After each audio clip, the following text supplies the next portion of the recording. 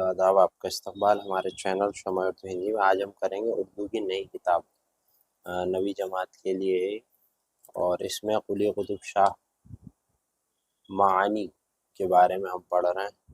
تو یہاں پہ میں آپ کو دکھا دوں اسکرین پہ کس طرح کا یہاں پہ انٹرفیس ہے۔ تو محمد قلی قطب شاہ گولکنڈہ کے قطب شاہی حکومت کا تیسرا بادشاہ تھا۔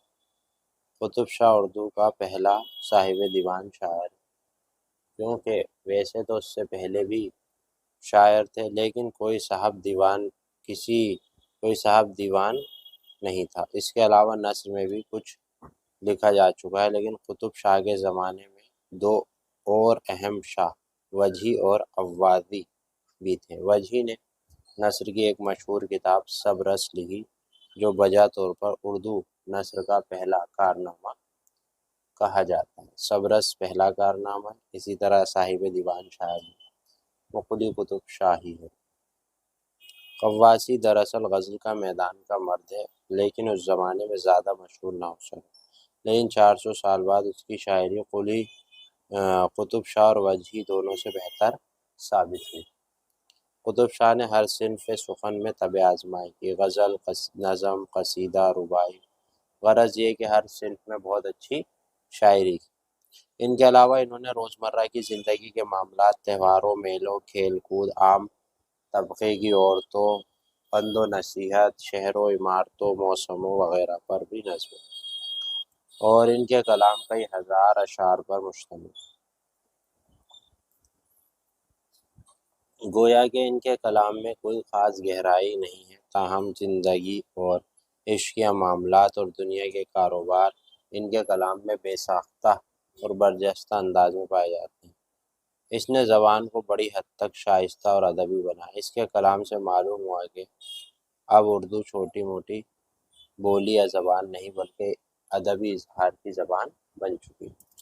تو جو ان کی غزل ہے، اس کے پہلے الفاظ معنی دیکھ لیتے ہیں، مشکل الفاظ معنی، پھر اسے بھی سمجھ لیں۔ تو پہلا ہے لفظ معنی۔ تو پہلا ہے تج آشنا ہوں، یعنی تیرے اوپر عاشق ہوں۔ رتی رہتی، نی نہیں، یکرتی ذرا سا، تجھ یاد تیری یاد، بسرنا بھولنا، تل نیچے تلے، تھے سے، نت ہمیشہ، سرب دھرے زمیں پر رکھے، عنبر آسمان سو سے، لک تک، مجھ کو، مجھے، میرے لیے، میرے سامنے، مجھ پر ہوا، میرے حساب سے، اعراف جنت اور دوزخ کے درمیان کی جگہ، سقر دوزخ ایک پرندہ، کوئی اس کو کیا۔ تو تشریح اس کے اندر جو ہے وہ یہی ہے کہ اے محبوب، میں تیرا عاشق ہوں اور مجھ کو غیر نہ سمجھ، کیونکہ میں ہر وقت تجھ کو یاد کرتا ہوں، تو مجھ کو بھول نہ جانا۔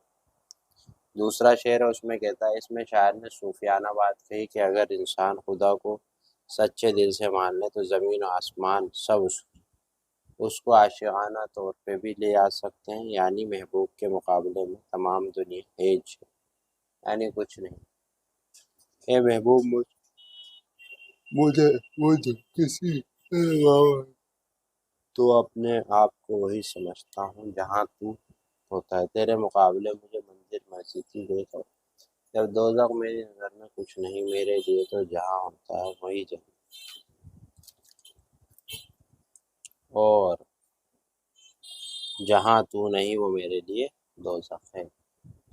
اے محبوب، تو ہے تو میرے لیے جنت، دوزخ، مسجد اور مندر کوئی سو نہ میں اس کو جانتا، میں تیرے سوا کسی کو نہیں جانتا اور نہ کوئی لگاؤ رکھتا۔ غور کرنے کی بات یہ، اس کتاب میں لکھی ہوئی تحریر کو دیہات سے متعلق سب کچھ نہایت آسانی میں سمجھ میں آ جائے۔ اب اس کے اندر قافیہ ردیف کو الگ الگ کرنا، تو کر جو ہے قافیہ ہے، بصر، عنبر، خبر، سقر، بقر، بغیر، اور ردیف مجھ کو یہ ردیف۔